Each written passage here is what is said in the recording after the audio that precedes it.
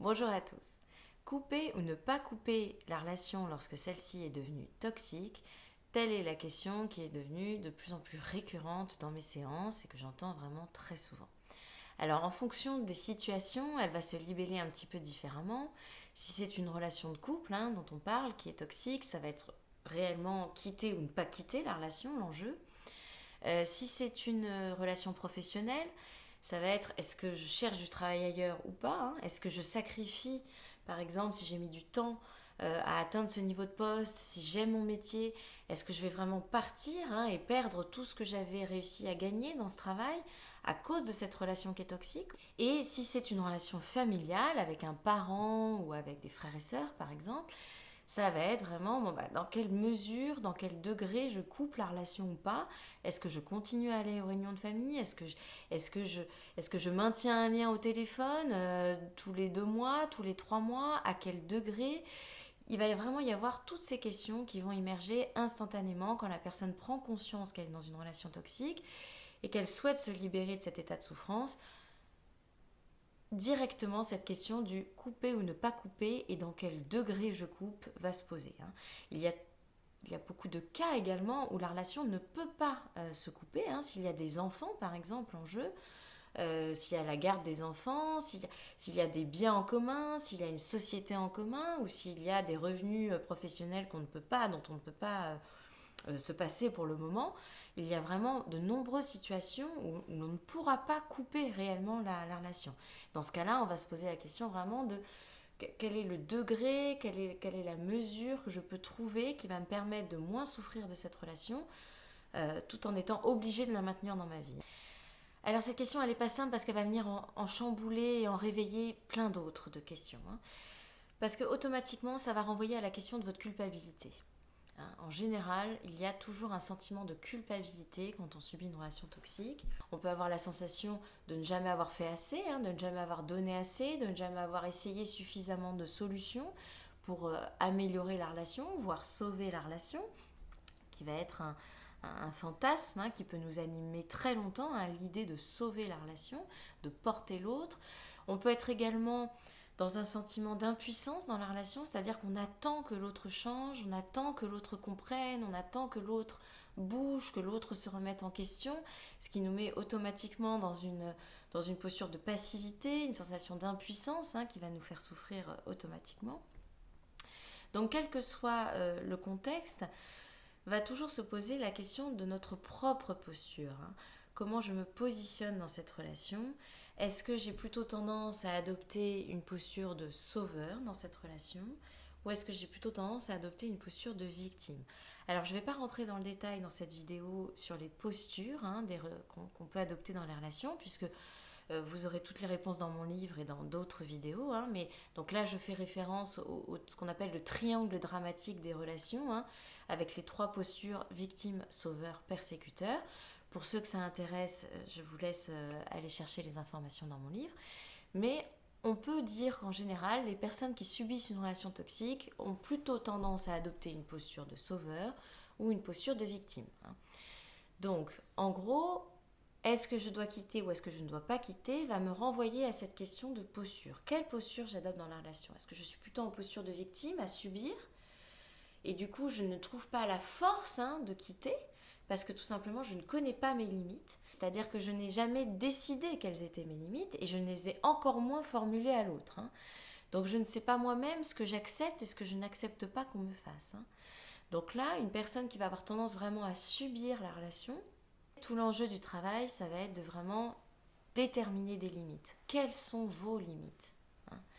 Qu'est-ce qu'on peut se permettre avec vous? Qu'est-ce qu'on ne peut pas se permettre avec vous? Et une fois que ces limites auront été clairement définies, tout l'enjeu sera d'apprendre à les exprimer, d'apprendre à les poser à l'autre, d'apprendre à les proposer à l'autre et surtout à les faire respecter. Osez formuler vos limites. Osez dire, écoute, là voilà, moi maintenant pour moi ça n'est plus possible. Je n'accepte plus que tu me parles sur ce ton, je n'accepte plus ce type de manipulation, je n'accepte plus ce type de chantage affectif, etc. Quel que soit le contexte. Donc connaître ses limites et apprendre à les poser, ça ce sera la grosse partie du chemin qui permettra de répondre à la question est-ce que je dois quitter ou pas. Parce qu'une fois que vous connaissez vos limites et une fois que vous les avez fait respecter, en tout cas que vous avez osé les poser, si l'autre ne les respecte pas, si vous avez affaire à quelqu'un qui est en abus permanent, qui est en transgression permanente de vos limites, alors que vous avez réussi à les formuler, alors là, on est à peu près sûr qu'on a affaire à une personne qui est dans une posture toxique, voire même dans une pathologie. Alors là, en effet, la question de coupure ou de quitter va vous apparaître de manière beaucoup plus évidente et en fait, vous aurez tout simplement votre réponse à votre question.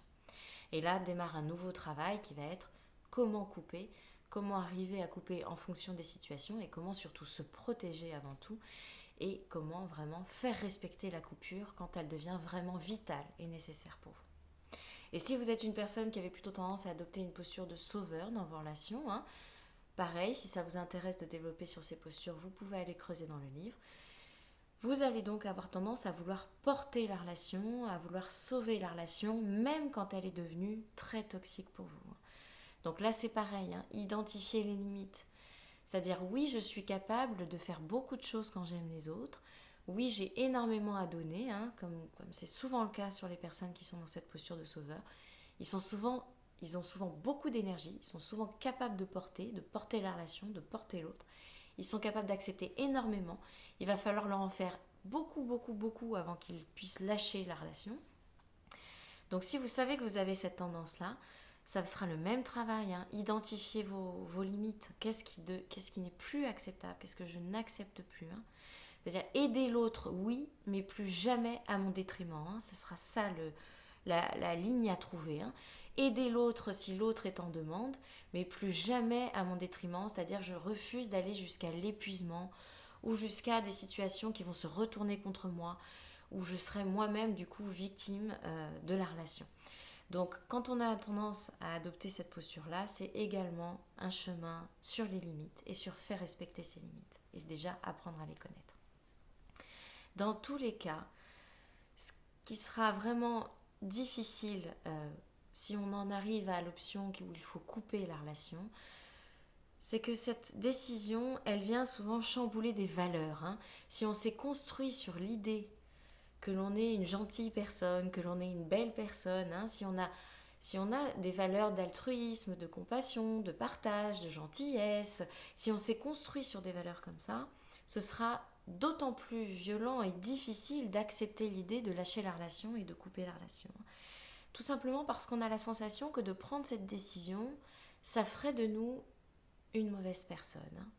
Si je quitte cette personne, alors qu'elle m'a fait du mal, alors que la relation est toxique, mais quand même, si je la quitte, ça ferait de moi quelqu'un de méchant ou ça ferait de moi une mauvaise personne. Et c'est ce qu'il y a de plus difficile pour quelqu'un qui s'est construit sur des belles valeurs, sur des valeurs fortes d'altruisme et de partage. Ça va être vraiment, c'est de lâcher prise avec l'idée d'être gentil. D'accepter que là, factuellement, dans cette situation, j'ai toutes les preuves, j'ai tous les faits qui me prouvent que cette relation est devenue malsaine et toxique pour moi. Et elle peut également être toxique pour l'autre. C'est-à-dire que c'est vraiment l'interaction dans la relation qui est devenue malsaine. Dans ce cas-là, en effet, il faudra accepter de lâcher prise pour se protéger, pour éventuellement protéger l'autre si c'est cette interaction qui est toxique pour les deux. Et donc accepter de lâcher prise avec l'idée qu'il faudrait absolument être tout le temps gentil, être tout le temps parfait, ou être tout le temps fort dans la relation, être celui qui porte tout le temps.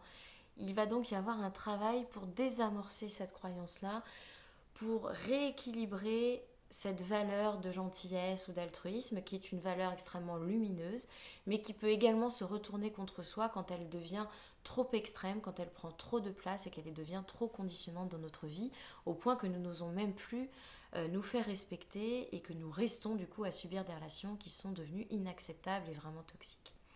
Donc il va y avoir vraiment un travail de lâcher prise qui va se faire à ce niveau-là. Et puis il arrive aussi qu'en faisant tout ce travail, on s'aperçoive que non, on n'a pas affaire forcément à quelqu'un dans une pathologie mentale ou à quelqu'un de vraiment manipulant comme un hyper narcissique, que l'on n'a pas forcément affaire à un cas extrême comme ça, mais qu'on a tout simplement une interaction qui est devenue malsaine. Ça peut être dans une amitié, ça peut être au travail ou avec un conjoint ou même avec les parents, tout simplement parce qu'on n'a pas appris à communiquer.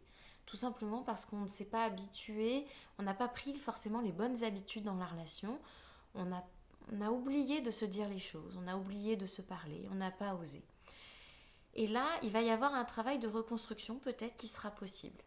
Il y a certaines relations toxiques qui sont tout à fait... dont on peut sortir, c'est-à-dire qu'on peut améliorer cette relation. Hein. On n'est pas obligé forcément de couper dans tous les cas. Il y a des situations où on peut travailler sur la relation tout simplement.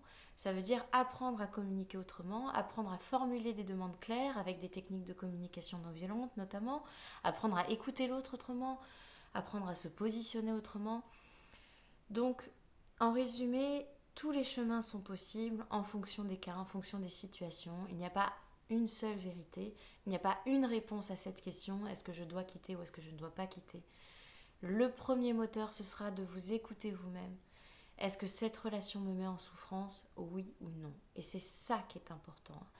C'est pas de savoir si ça fait de vous une bonne personne ou une mauvaise personne de quitter, c'est pas de savoir ce que vont en penser les autres, c'est pas de savoir comment la personne va vivre la rupture ou pas après qu'il y ait rupture. La première question fondamentale, c'est est-ce que je souffre dans cette relation ou pas? Si je souffre, est-ce que je sais pourquoi je souffre? Déjà, j'ai identifié les causes de cette souffrance. Qu'est-ce qui me met en souffrance précisément dans cette relation? Et une fois que ça s'est identifié, est-ce que j'ai tenté de verbaliser les choses? Est-ce que j'ai posé des limites? Est-ce que j'ai su les formuler? Et si oui, si j'ai vraiment fait tout ce travail-là et que malgré tout, la relation est vraiment toxique et que la personne en face de moi continue d'avoir des comportements toxiques, alors là, il y a besoin d'une rupture pour se protéger, pour se préserver. Et si au contraire, je n'ai pas encore essayé et qu'il y a des choses que je n'ai pas essayé, que je n'ai pas essayé de communiquer, que je n'ai pas encore verbalisé mes besoins, mes attentes, ce que j'attends de cette relation, et ben alors il y a encore quelque chose éventuellement à tenter. Et dans ce cas-là, c'est également un chemin sur lequel je vous accompagne. Belle journée à vous.